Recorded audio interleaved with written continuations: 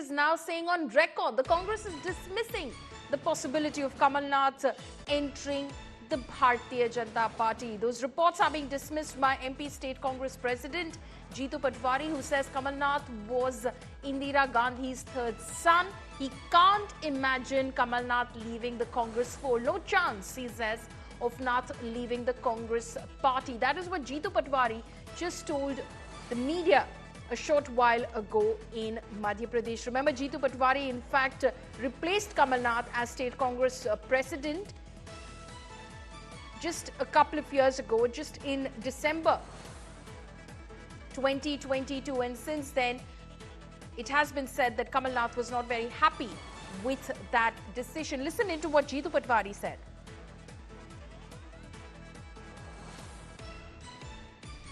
80 में जब पहली बार कमलनाथ जी चुनाव लड़े तो इंदिरा जी ने आम सभा में ये भावना व्यक्त की कि ये मेरा तीसरा बेटा है। कमलनाथ जी के लिए तीसरे बेटे की एक संज्ञा दी। जो खबरें हैं निराधार है। कोई किसी प्रकार की वो भावना कभी सपने में आप सोच सकते हो कि इंदिरा जी का तीसरा बेटा कांग्रेस छोड़ सकता है? कभी सपने में भी ये विचार आ सकता है कि अभी 2 महीने पहले जिनके नेतृत्व में हमने चुनाव लड़ाए कि कांग्रेस का कार्यकर्ता अपनी जान लड़ाकर उनको मुख्यमंत्री बनाने के लिए अपना सब कुछ निछावर करता रहा, क्या उनको छोड़ने की बात कमलनाथ जी कर सकते हैं? देखिए, राजनीति के अंदर 3 चीजें काम करती हैं: मान, अपमान और स्वाभिमान। एक इतना शीर्ष राजनेता जिसने जीवन के 45 वर्ष में कांग्रेस के लिए और इस राष्ट्र के लिए बहुत कुछ किया है, इतना बड़ा नेता जब अपने दल से अलग हट के जाने का विचार करता है तो इसके पीछे तीनों सूत्र काम करते हैं: मान, अपमान और स्वाभिमान। My colleague Himanshu Mishra is now joining me live on this. Himanshu, Congress के जीतू पटवारी का कहना है कि ऐसा हो ही नहीं सकता कि जिनको इंदिरा गांधी ने अपना तीसरा बेटा माना था वो कांग्रेस छोड़ के जा सकते हैं, पर भाजपा में आपके सूत्र आपको क्या बता रहे हैं?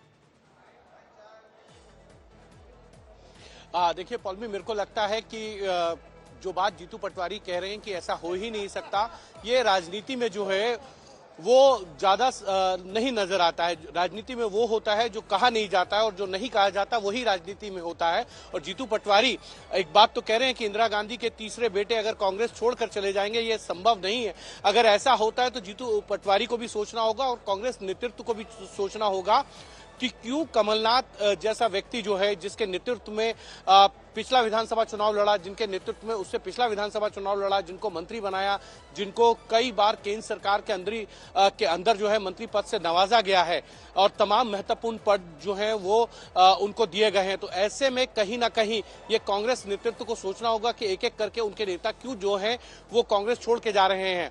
कई पूर्व मुख्यमंत्री जो हैं वो कांग्रेस छोड़ के जा चुके हैं, यानी भारतीय जनता पार्टी में शामिल हुए हैं। गिरिधर गोमांग, जिनके एक वोट से जो है अटल बिहारी वाजपेयी की सरकार 1999 में गिर गई थी, वो कांग्रेस छोड़ के बीजेपी में आ गए थे। साथ ही साथ अगर आप देखेंगे SM कृष्णा, कैप्टन अमरिंदर सिंह, अशोक चौहान, उन्होंने कुछ दिन पहले कांग्रेस छोड़ी और राज्यसभा के अंदर वो आ गए हैं।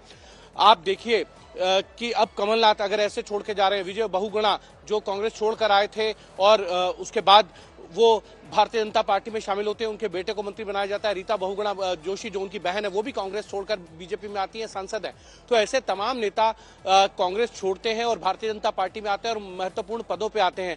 ये एक कहीं ना कहीं कांग्रेस को संदेश देना चाहती है भारतीय जनता पार्टी की देखिए, आप जिन नेताओं का सम्मान नहीं करते हैं वो उनको हम सम्मान भी देते हैं और उनको यहाँ पर महत्वपूर्ण पदों पे भी रखा जाता है। हेमंत विश्व शर्मा जो राहुल गांधी से मिलने का समय तो मांगते थे लेकिन उन्हें नहीं मिलता था, जब वो कांग्रेस छोड़कर बीजेपी में आए तो 5 साल वो मंत्री रहे, उसके बाद मुख्यमंत्री बने आसाम के।